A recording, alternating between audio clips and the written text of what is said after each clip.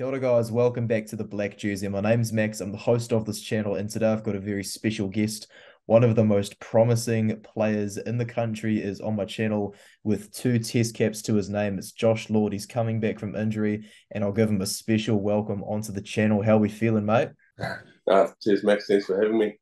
Pretty excited, eh? So, yeah, we'll get stuck into it. Yeah, definitely, mate. Real good to have you coming back from injury. So for you guys in the audience, we're going to discuss Josh's career, what it takes to be an All Black, and I guess how he's progressed from the lifestyle in rural New Zealand to where he is today. So first off, Josh, you're living proof that rural New Zealand is still a pathway into the black jersey. You were raised in Taumarunui in King Country. So how was your approach to life developed from that background and stuff? Yeah, so I grew up in Taumarunui in a mighty king country. So I guess mum and dad are on the farm down there on a dairy farm. So I guess I know the farm's not too easy work. So we're up pretty early most days and out chipping away on the farm. And yeah, I guess it's a little bit different to being up in Hamilton now. You know, probably Tamanui doesn't really have everything you need. Like it's no big shops or anything. So kind of just get used to having what you got and what you need, and you just live off that, really, I guess. Definitely adjust the body clock to the early morning training sessions, I'm sure, eh? Yeah, yeah.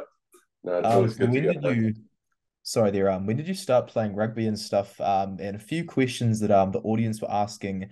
They also wanted to know to go with this question, who was your favorite player that was growing up? I probably started playing when I was eight or nine, I think. I think we Oh yeah. started playing rugby, and then once you hit 10, I think we started getting into a little bit of contact and that. But growing up, my favourite footy player was probably Dan Carter and then Sonny Bill, I guess, because they were pretty special players. Eh? Yeah, too good, mate. Definitely got to have those guys up there. Your dad, Matt Lord, as well. He was a rugby player, so he played for the Blues back in the 2000s and a fair bit of game time for Northampton in England. So was he kind of the guy that got you into the game, introduced you to those players and stuff? Um, yeah, I guess it never really forced me into it. I guess just being a son, and then obviously always growing up wanting to be like your old man, and then being around him for while we were living in England, just around that rugby environment. I just kind of fell in love with the game and thought I'd give it a good nudge and start playing it and see where it takes me, I guess. No, good on you, mate. Not a bad approach at all. So, after I guess living the life in Taumarunui, bit of time in England as well. So, what inspired your parents' decision to send you to Hamilton Boys? Was it for rugby, just for academic stuff? I guess what was the mindset behind that one, mate? Well, I think it was probably just more better opportunities elsewhere.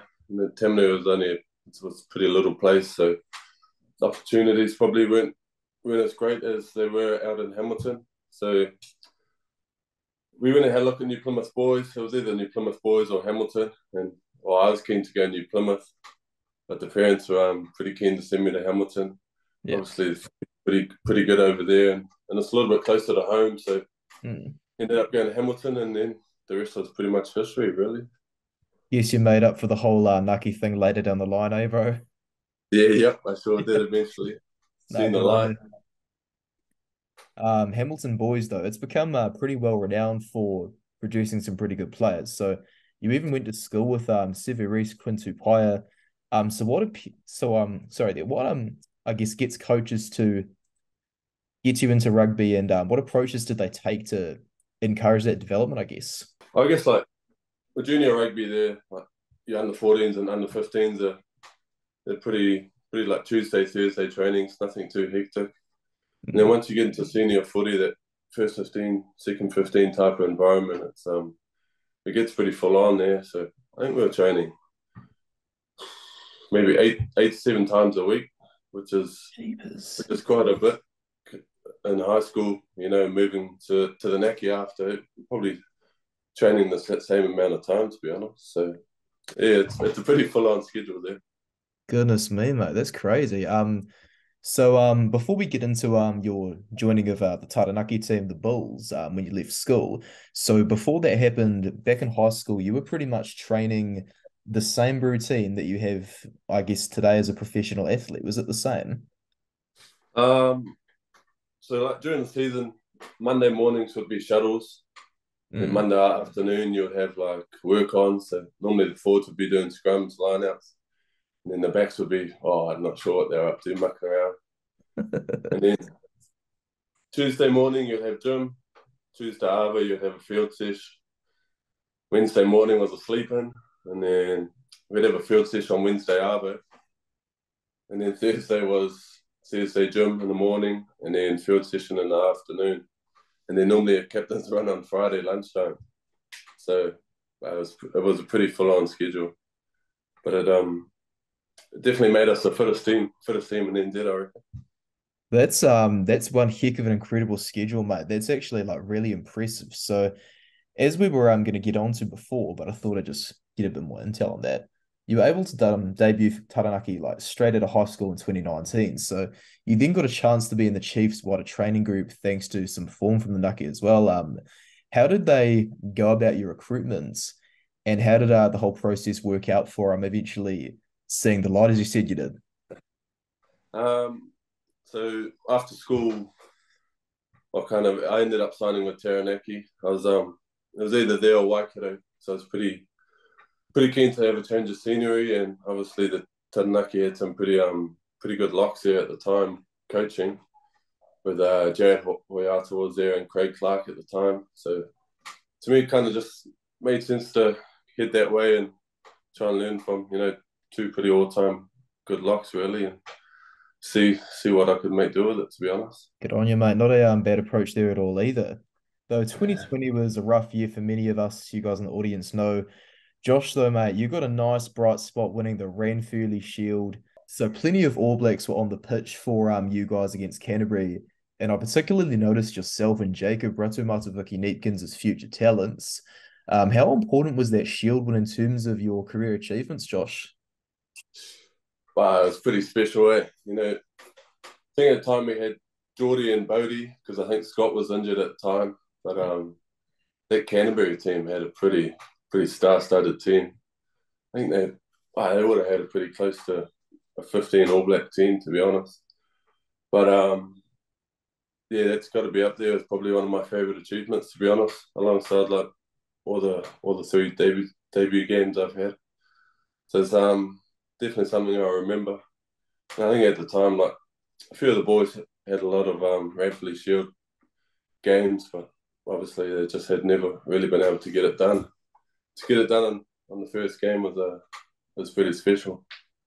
But then we ended up losing it maybe like 6 or 5 days later, I think, to Otago. So it was pretty short lived, that one. Tell you what though, better than going away without the shield and stuff. You got to rank that up pretty highly. So you'd probably go something like Shield and then debuting for the Nucky, the Chiefs, then of course the ABs, which we'll touch later. Would that be kind of how it goes, mate? I think it's pretty hard to split them. Obviously, like the debut games for the Chiefs, the Naki and the ABs were all pretty special. But in terms of like team success, I think that Shield match would be probably up there with the best at the moment. That's awesome to hear, mate. So we'll probably better talk about 2021 now that we've mentioned your Chiefs debut. That was a pretty whirlwind year for you, mate. Though the Crusaders Yeah. managed to get the win on your debut and stuff, you actually had a fair few loved ones head down to Christchurch for the game. So how did the Chiefs game debut actually rank in terms of I guess the quickness of how it all works? Because this was just goodness me, 3 years after you finished school, mate. I think it was the second game of the season for us. And then once my name got called out, I was pretty shocked, to be honest. But I was pretty nervous and excited because at the time I think Sam Watlock and Scott Barrett were playing. So there you go. You're starting off with probably two of the best locks in New Zealand. And then I was pretty fortunate enough to have a few mates in that fly down from Hamilton to come to the game. So that was pretty special too. A few of the followers as well. I got them to obviously send in a few questions they wanted to ask. They also wanted to ask, was the Chiefs the team you supported while you were growing up? Wow, a long, long, long time ago. They used to be the Crusaders when I was younger. Oh, But then, mate. yeah, well, that was probably because of Dan Carter and that. Oh, yeah, But yeah. then probably after 2010s, I started getting into the Chiefs. You know, the Tim Nana Williams, the Richard Kahuis, and then obviously that 2012, 2013 year was pretty special to be a supporter and watch them do some pretty special stuff really. So yeah, I'm a Chiefs supporter. Chiefs Crusaders at the start, but seeing the light after. Good stuff, mate. No harm in doing stuff back to back. Later in 2021 as well, we do have to obviously discuss this because I guess this is what I'd like the audience to take away most from the podcast. So later in 2021, I'll get back to the script.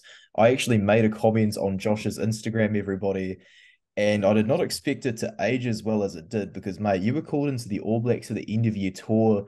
Tui Palosha and Barrett had to go home with injury or something. And you also had the USA as an infrequent opponent for your test debut. So just for you guys in the audience, once again, I'll just get Josh to talk us through probably as much of the call-up as you're comfortable with there, mates. And where does the story, I guess, begin for the old All Blacks debut? Um, yeah, it was a pretty hectic couple of weeks to be fair. I kind of heard a little bit from the coaches and that I might have been getting the call up, but to be fair, I didn't really expect it too much. And then at the time, I think Naki had a bye, so I went down to Hamilton. Then Hamilton ended up getting COVID cases, so I shot back to Naki, and then I ended up isolating at Neil Barnes's house. So then at the time, I was there for a couple of days, and I ended up getting a call from Shandy at the time, telling me what had happened, that I'd been caught up into the end of year squad, and yeah, and then the rest was pretty much history. Had a few calls with parents and that.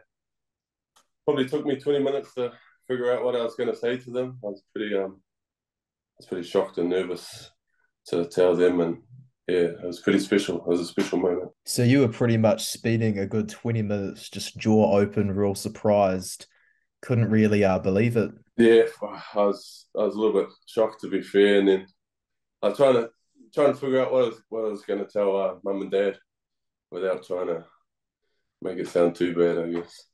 Yeah, I mean, same year as your Super Rugby debut. It's pretty incredible stuff, mate. Is just the first All Black born in 2001 as well, just the second born in the 21st century. Like huge, honestly. A few of the followers as well, they're keen to, I guess, learn from you as well, how you've, I guess, dealt with things such as the media expectations at such a young age, while being an All Black and stuff. Like, what's that kind of side of the international side of the game like? I think the biggest one I probably learnt was just to be yourself. You know, you don't have to pretend you're someone else. And obviously, you know, you've been picked for a reason, and obviously it's because you're a good follower. And I guess the biggest one for me was just be yourself. I'm probably not the most talkative person out there or the most outgoing, but yeah, you know, just stick to yourself and do what you need to do, I guess. No, that's not a bad piece of advice at all. I mean, we could definitely see that from you when you first got your carry and stuff against the States. It was Yeah, bloody awesome to see a big fella in some tight spaces just open it up over. It was yeah, awesome. it doesn't happen much for me, man. What was it like as well to link up with the team, playing with experienced guys like Sam Whitelock and Artie Savia, mate? Yeah, it was cool. I guess you know, been watching them on TV for feels like ages to be honest, and you know, just to watch them live at training and watch them at the games was pretty cool. And Sam Whitelock was my first roomie, so I was rooming with him in America for a week, I think. So that was pretty cool too, just to watch him do his stuff and try and pick his brain at a few things, and I guess kind of understand him from a personal level as well, not just Sam Whitelock you guys will see on the football field. It's actually a pretty solid approach as well. Like, really respect like the idea of just the research, the pricking of the brains and stuff. Quite a good technique when you're starting off and all that to just get the experience early, eh? Yeah, well, I guess you kind of got to make the most of it. You know, you never take it for granted what happens, so may as well just get stuck in and make the most of it, like I said. I mean, guys like that aren't going to be around forever. So after two tests in 2021, that included a start against Italy as well, which was real good to see. 2022 is a bit of a breakout year for you in Super Rugby with Brodie Retallick missing a few games injured. So did a black jersey from 2021, I guess, give you a bit of a new approach to your sophomore Super Rugby season at all? Um, yeah, I think definitely. I guess it's a little bit of a confidence boost as well. You know, when people outside of the Chiefs and that are looking at you. So I guess, and there's a little bit of expectation as well that you got to perform. But you know, like I said, you just got to go out there and do what you normally do. Whatever I was doing last year, I must be doing something right. So you just keep on trying to get better and keep on performing out on the paddock, really. Awesome stuff, mate. So having developed a bit of a reputation as well as an impact player, you then managed to call up again in 2022, just pure form, running up the guts, tackle hard. Loved that season. Did retaining the spot after the initial two test rankers like a sweeter achievement, anything like that? A few people were asking me. Um, I think, like personally, it was pretty special because I kind of felt like I put in, you know, some pretty good performances that I kind of felt like I deserved to be there. And I kind of always knew I was going to be around there in the mixer, but I guess like everyone else would say, even the people who've been there for years, it's pretty special to hear your name called out. So yeah, it was cool. Was it just like real huge for confidence building, just getting the continuity in the team and all that? Yeah, I guess yeah, well it was yeah. I guess a year is quite a big time, so a lot can change in a year, and then yeah, I guess so. Yeah. Yeah, yeah. Unfortunately though, everyone is probably expecting your comeback real hard because you sadly haven't played for the Chiefs since. I received the DM from you. I was asking, oh crap, Josh Lord's injured. What's going on? It seemed like just a regular old sore knee, and turned out the media released a report saying, oh, Josh Lord's got to have ACL surgery. So, mate, it would have been pretty gutting, like getting such an injury. What experiences did you get out of such a process? Ripping the tendon, having to go to the rehab points, retraining, the sprinting, all that. What was, I Mhm. guess, the biggest experience to take away? Well, it was quite a long process, I guess. Well, I've kind of gone from having no injuries to sitting on the sideline for like it's probably been 10 months, 11 months soon. But there was a few boys in the RTP crew. There was myself, Simon Parker, and Gideon Rampling. So we had a bit of a crew to keep training with, and you just got to keep making little goals so you keep on ticking along the way. And you had a few dark days, but there's a lot of fun times in there too. So I guess another perk was that you had a lot more time to yourself, a lot more time for friends and family, and then obviously you got the weekends. You're not doing as much, so you're able to say yes to a few more things that you probably wouldn't be able to say yes to when you're playing footy. Mate, getting pretty close to game day, so go hard, give a few good carries, put the smile on, you get the ball, and just tackle your heart out, mate. All the Yeah, best no, we'll do. I'll Friday, try eh? to. Yeah, Friday game. It's pretty exciting. It'll be a tough game. Definitely test the lungs out the old Fiji Enduro, so it'll be good. Funny the way they run, eh? No surprise Well, to see some leap of the field tries at all. yeah, I they just run from anywhere, right? Offloads, pick and go, so it'll be interesting. We're all really excited to cheer you on this weekend ahead of the comeback. I just want to pick your brains a few more times, see if you've got any more pieces of advice for up and coming players before we send you out on Friday against the Fiji and Driller. Yep. So, um, biggest piece of advice I could give to anyone is probably just to enjoy it. Enjoy what you're doing. Doesn't have to be footy. It could be doing trades, go to uni, and I guess you don't have to follow your mates because your mates aren't going to live your life. So you only live once, eh? So make the most of it. Short, sharp, sweet, perfect stuff, Josh. I think everyone can definitely take that one into their rugby, and anywhere else, I guess, as well. Really appreciate you coming on to the podcast to have a yarn and stuff, mate. We're all, as I said so many times throughout this podcast, really excited to see you get back into things, tackle your heart out, run up the guts. Mate, with the Fiji and Drill on Friday, it's going to be one heck of a game, bro. Really appreciate you coming onto the podcast, and yeah, cheers for having a yarn, eh? Sweet as. Thanks for having me, bro. All the best. No worries, Josh. Cheers, and thank you very much for the viewers for watching as well. See you later, guys.